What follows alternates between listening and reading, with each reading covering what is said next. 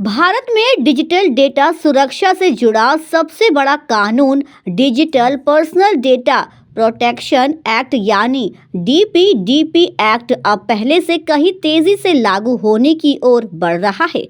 केंद्र सरकार इस कानून से जुड़े अहम नियमों की समय सीमा को 18 महीने से घटाकर 12 महीने करने पर विचार कर रही है। इसका सीधा मतलब है कंपनियों के पास तैयारी का वक्त कम और दबाव ज्यादा। सूत्रों के मुताबिक इलेक्ट्रॉनिकी और सूचना प्रौद्योगिकी मंत्रालय की हालिया बैठक में ये प्रस्ताव रखा गया है। इस कानून के तहत मेटा, गूगल, अमेज़न, माइक्रोसॉफ्ट जैसी बड़ी टेक कंपनियों के साथ साथ देश के बड़े बैंक, बीमा और वित्तीय संस्थान सिग्निफिकेंट डेटा फिड्यूशनरी यानी एसडीएफ की कैटेगरी में आएंगे।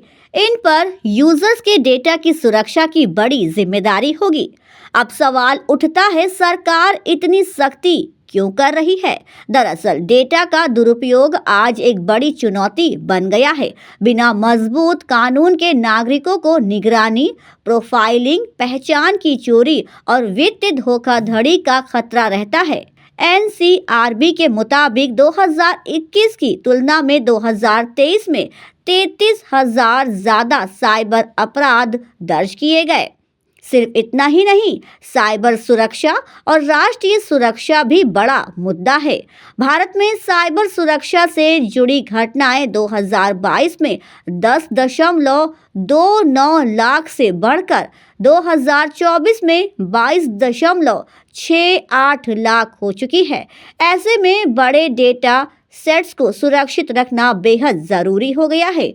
डीपीडीपी एक्ट का बड़ा मकसद डिजिटल अर्थव्यवस्था में भरोसा बढ़ाना है। 2022-23 में भारत की डिजिटल इकोनॉमी का जीडीपी में योगदान करीब 11.74% रहा।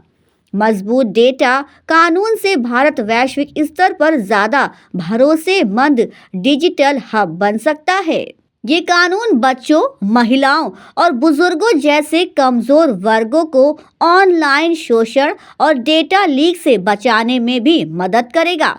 साथ ही एआई और नई तकनीकों के नैतिक और निष्पक्ष उपयोग को सुनिश्चित करेगा। हालिया उद्योग जगत इस टाइमलाइन से खुश नहीं है।